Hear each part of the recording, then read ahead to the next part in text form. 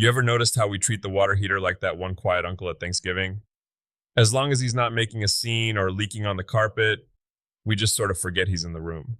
Honestly, Tiger, until mine started making a sound like a gravel truck dumping its load in my basement, I didn't even know what color it was. That popping sound, that's the classic song of a dying tank. It's basically your heater screaming for help through a layer of limestone. I remember back in my first house, I ignored that sound for 3 years. I figured, hey, the water's still hot, right?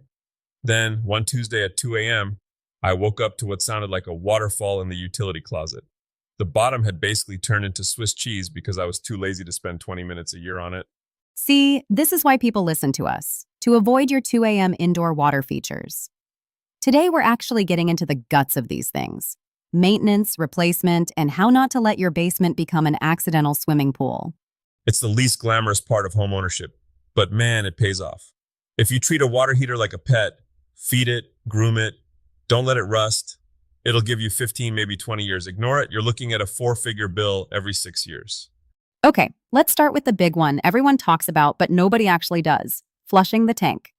Is it really just opening a tap, or is there a trick to not scalding your shins? It's a bit of a dance. First off, if you've got a gas heater, you've got to turn that knob to pilot. If it's electric, flip the breaker. I once forgot the breaker on an electric unit, drained the water, and the heating element stayed on. Within 30 seconds, that thing glowed orange like a lightsaber and snapped. That was a $20 mistake that cost me 3 hours of extra work. Classic Tiger, speed over checklists. Every time. Once the power's safe, you hook up a garden hose to that drain valve at the bottom. And here's the bit people miss. Shut off the cold water intake on top, but then go upstairs and open the hot water side of a sink. It breaks the vacuum. Without that, the water just glugs out like a cheap bottle of ketchup. And the sediment, that gravel I heard in mine? That's minerals, calcium, lime, bits of the world that don't belong in your pipes. You want to open and close the cold water valve in short bursts while it's draining. It stirs up the sludge at the bottom so it actually makes it out the hose. If you just let it trickle, the heavy stuff stays behind, and you've basically just given your heater a lukewarm bath instead of a real scrub. So we're basically power washing the inside of the tank. But what about the sacrificial anode rod? It sounds like something out of an Indiana Jones movie. It's the most selfless piece of metal in your house. It's a long rod of magnesium or aluminum hanging inside the tank. Its only job in life is to be more delicious to corrosion than the steel of your tank. The rust eats the rod so it doesn't eat the walls. So it's a decoy. Exactly. But once that rod is eaten away, usually every 3 to 5 years, the rust looks around, sees the steel tank, and says, well, you're next. How do you even know if it's gone? It's inside the thing. You've got to unscrew the big hex head on top of the tank. You'll need a breaker bar and a deep socket. If you pull it out and it looks like a coat hanger that's been through a war, it's done. If it's just a thin wire, you're on borrowed time. Replacing it is a $30 fix that can literally double the life of a $1,000 heater. We saw in the notes something about the T&P valve, temperature and pressure. The manual says it can prevent the tank from exploding. Is that hyperbole for the podcast or a real thing? No, it's a real thing. If your thermostat fails and the burner just stays on, that water turns to steam. Steam takes up way more room than water. Without that valve, you don't have a water heater anymore. You have a rocket ship that wants to go through your roof. Okay, so rocket ship is bad. How do we make sure our stay on the ground valve works? You just flip the little silver lever. Water should come screaming out of the discharge pipe. If you lift it and nothing happens, or it just dribbles, that valve is calcified shut. That's a drop everything and go to the hardware store moment. Is that something a beginner can swap? Absolutely. It's just a threaded fitting. Just make sure you get the exact same PSI and BTU rating. And for the love of all that is holy, use a backup wrench so you don't twist the actual copper pipes out of the wall while you're cranking on it. What about the gas side of things? Lighting a pilot light always feels like I'm defusing a bomb in an action movie. It's mostly just patience. Most modern ones have a spark igniter, no matches needed. But if yours is older, you're down there with a long reach lighter. The trick is holding that button down long enough for the thermopile to get hot. That little sensor tells the valve, hey, we have fire. It's safe to let the main gas flow. If you let go too soon, the safety shuts it down. It's a game of chicken with a tiny flame. Let's say I do all this. I flush it, I replace the rod, but I'm still running out of hot water halfway through my shower. Is it time to call it?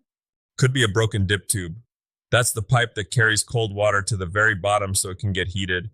If that tube breaks, the cold water just dumps in at the top, right next to the hot outlet. You're basically showering in 50% hot and 50% cold. So it's not always a dead tank. Not always, but if you see water pooling in the drain pan under the heater and it's not coming from a fitting or the T&P valve, that's the final curtain. Once the inner glass lining of a tank cracks and the steel starts to weep, there is no patching it. You're shopping for a new one. So when we hit that point, what are the options? I see tankless everywhere. Is it worth the hype? Or is it just another way to spend $3,000? It depends on how you live. Tankless is great because you never run out of hot water. You can run 4 showers at once and the last person stays toasty. But they require a lot more maintenance. You have to descald them with vinegar every year, and the install cost is steep because they usually need a bigger gas line or a special vent. And the traditional tanks? They're the old reliable. They've gotten better. More insulation, better burners. If you've got a family of 4 and everyone showers at different times, a standard 50-gallon tank is hard to beat for the price. Just don't buy the cheapest one at the big box store. Look for one with a longer warranty. Usually, that just means it has a better anode rod and a more robust heating element. Any Tigerisms for the actual installation? The stuff the guys in the orange vests don't mention? Buy a quality brass drain valve. Most heaters come with a plastic one that's about as sturdy as a cocktail straw. The first time you try to use it, the handle snaps off in your hand, and now you've got a leaking tank you can't drain. Spend the $12, swap it out for a real brass ball valve before you even fill the tank for the first time. Your future self will want to buy you a beer for that one. Also, those flexible shark bite connectors. Are we fans? They're fine for a quick fix, but for a permanent install? Man, I'm a sucker for a soldered copper joint. There's something about a sweat joint that says I'm staying here for 20 years.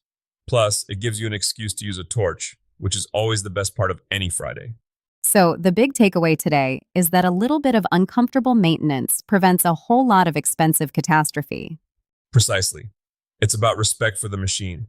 That heater works 24/7, so you don't have to scream in a cold shower. Give it an hour of your time once a year.